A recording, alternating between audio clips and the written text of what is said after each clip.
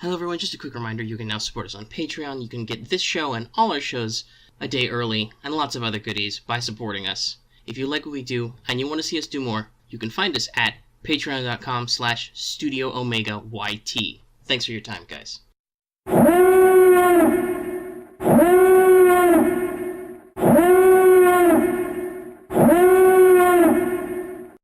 Hello everyone, welcome back to the channel. It is time, once again, to talk about Star Wars X-Wing Miniatures by Fantasy Flight Games. It has been a long time since I've been able to say that, and let me just, hold on, let me turn away. Woo! Sorry, didn't want to blow out your ears, blast into my microphone. My microphone's actually being very sensitive today, so I hope you guys appreciate that I'm dying for my art, because even though it's still February, it's like 80 degrees in Florida once again, but I have turned all my fans and stuff off, so that there will be less background noise that is harsh for you to deal with. Anyway, let's move on. The thing I'm wooing about is Wave 14 has been announced, and it's a real interesting wave. We have Saw's Partisans and the TIE Reaper. Now that's just, well, you'll see why if you don't know already why that's a huge boon. As I look at my sound waves and they go crazy, hopefully Normalize will stop it from blowing out your ears. Anyway, yeah, no, it's really exciting. There's a new X-Wing wave, and there's a Rebel expansion that's 2 expansions, and then a really neat-looking Imperial expansion. No Scum expansion yet, but people are still buttered about Scum, even though Rebels are running away with it right now, it looks like, in the meta game.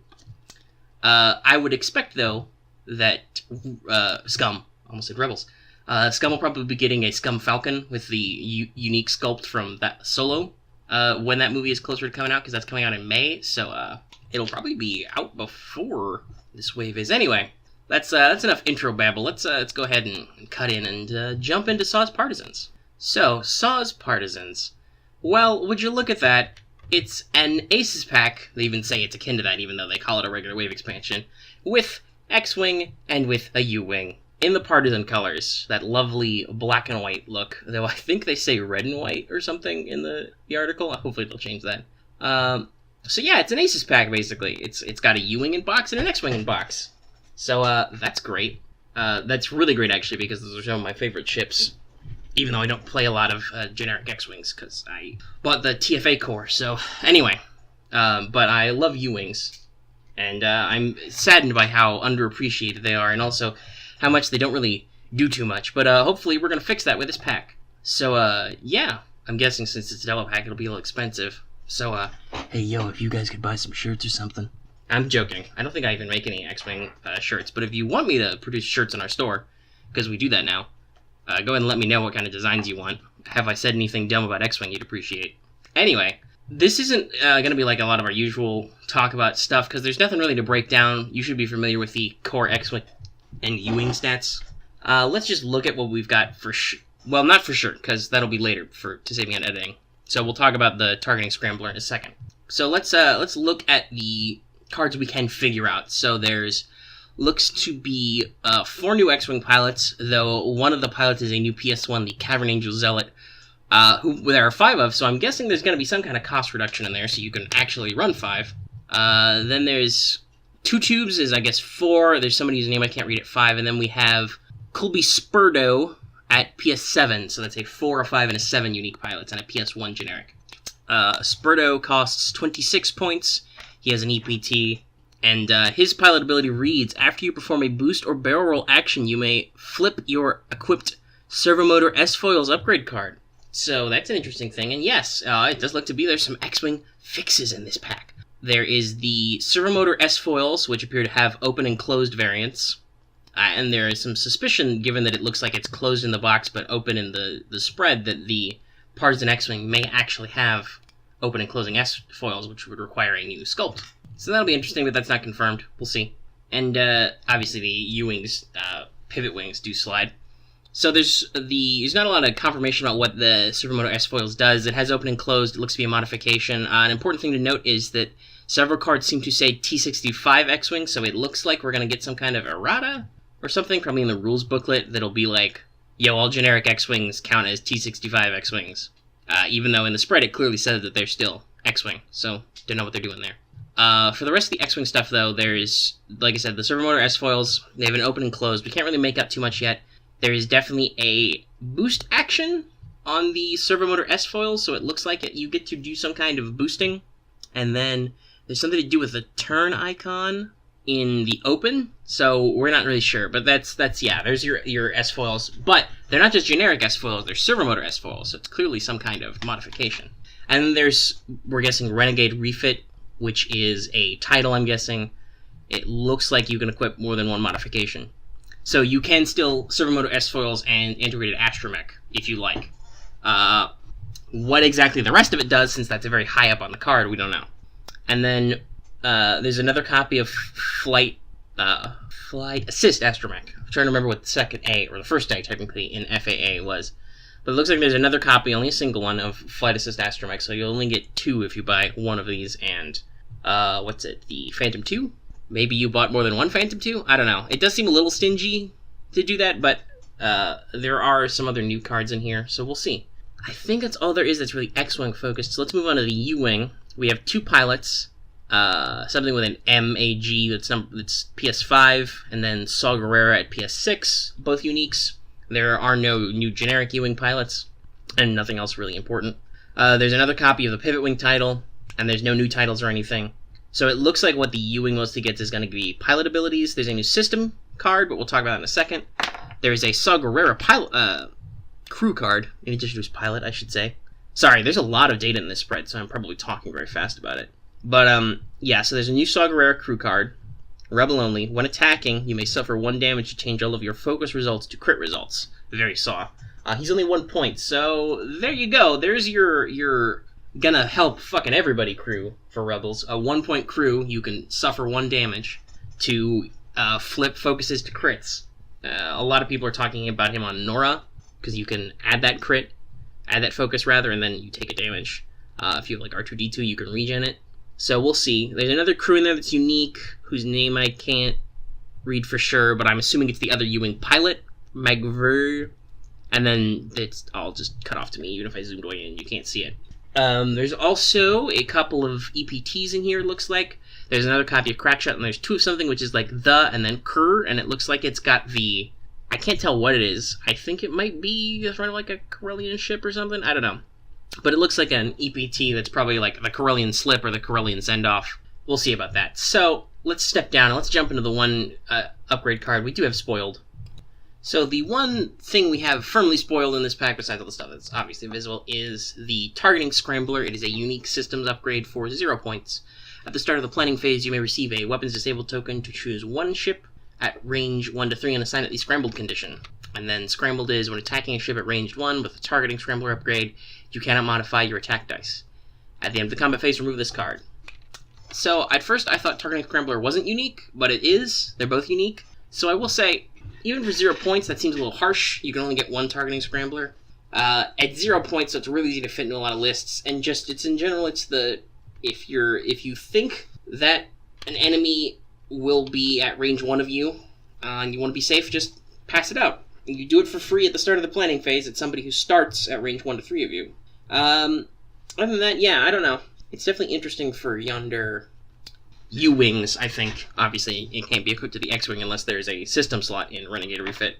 But there's also some other places immediately people thought Palp Shuttle, instead of Collision Detector, which is good, but sometimes, you never use it. It's just a 0.1. This is definitely something you will use. If somebody, tucks in behind you, you'll just throw it at them.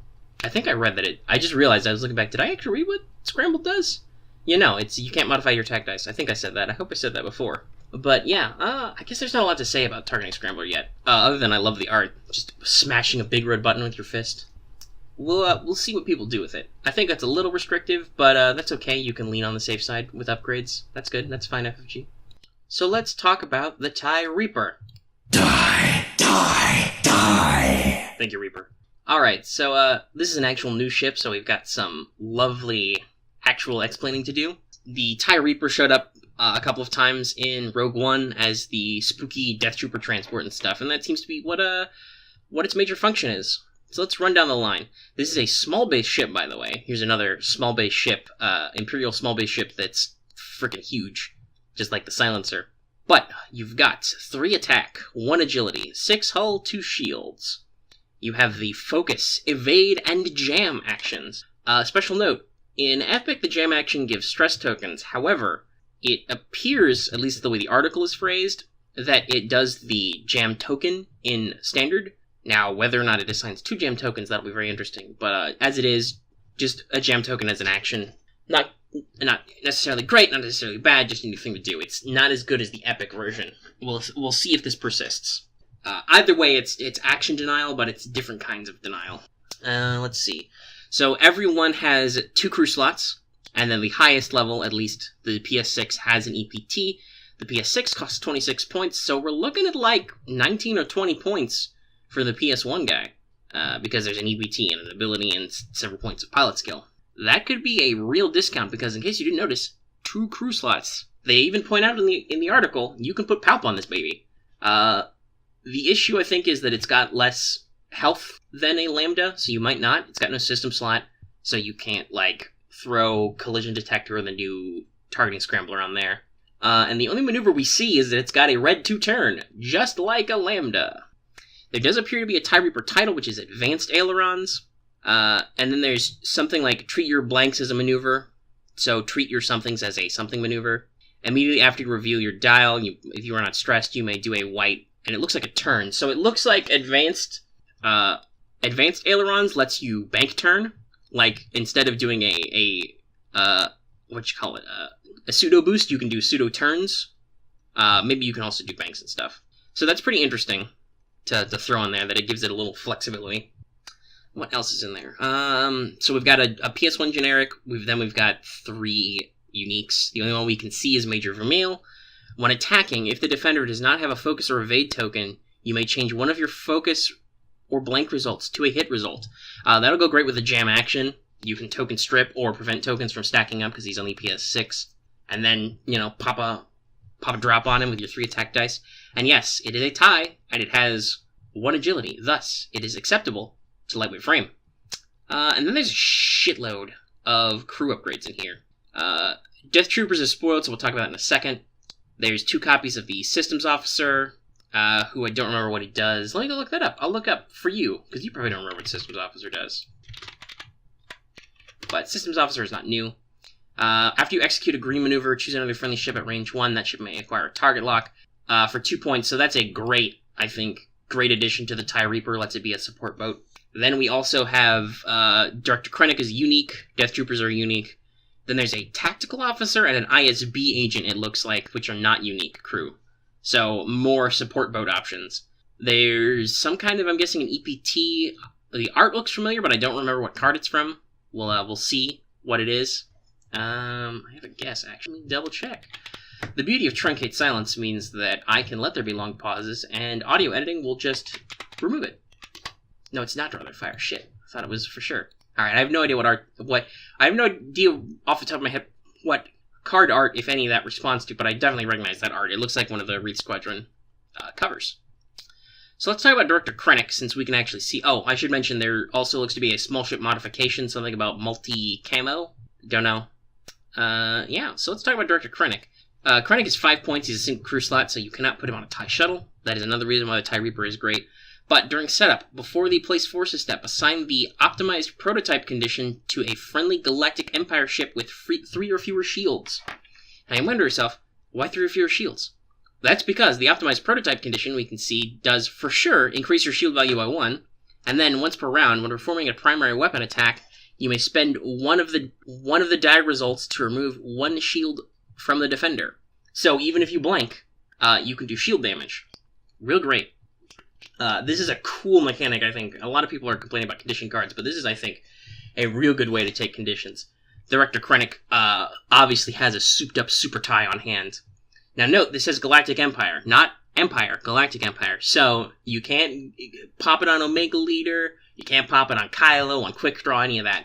Only on Galactic Empire ships. So TIE Defenders are perfectly legit. Shield stripping 4 shield defenders. You can put it on maybe your Vader, give him a little extra something, all kinds of stuff. Real great. I think how the maneuver dial works out is going to be real important for the Reaper and then what Advanced Aileron does, but I'm real curious about those generic crew. But let's talk about our other unique crew. So, Death Troopers. Now, Imperials finally have their counterpart to those pesky Wookiees, Wookiee Commandos, as a 2-crew slot. They're not generic, though. They are unique, so there's that. But they cost 2 points, so they can go on the TIE Shuttle, and they are Imperial only. So, after another friendly ship at range 1 becomes the defender, if you are inside the attacker's firing arc at range 1 to 3, the attacker receives 1 stress token. Somebody in the FFG forums said that this is basically reverse Rebel Captive, and I agree. It's a card that says, shoot me, not don't shoot me. Also, this is not once per round, so every time somebody tries to take a potshot at a ship at range 1 of you, when they could be taking a potshot at you, the attacker gets a stress token. That's pretty brutal for 2 points. Now, the downside is that obviously they could just shoot you, because there isn't actually an Imperial Biggs, which is why, at least while Biggs was unerrated, this card would be super broken on Rebels. But there's not an official Imperial Biggs. However, I think with Death Troopers, you can turn your ship into Imperial Biggs, because nobody will want to shoot anybody else. Combined with the fact that the Reaper can hand out jam tokens, this can mean you can get some pretty fierce token denial, or action denial on the enemy. Real good control effects. You get to do some stuff a lot. You get to pick where they're shooting, and or you give them a stress, so that limits their maneuvers. It's a real good card. Obviously, it only works on 2 crew slot ships, and it's unique, so you only get 1, but it does only cost 2 points. It's a real interesting card, I think. I like it. I like the Death Trooper look. We'll see how useful it is overall, but I think it's going to be good. So that is the Wave 14 announcement, folks. We'll be looking forward to more preview articles as they come out, and of course, we are expecting that there will be at least one more ship, probably revealed, maybe, a little before Solo comes out. As we get closer, we'll see a Scum Falcon or something. Otherwise, it's real good. I really like it. I can't wait for it to come out. I want to buy it. I don't have the budget right now, but maybe when it comes out, because it'll be a lovely big box, and I can get my hands on that U-Wing and Partisan X-Wing.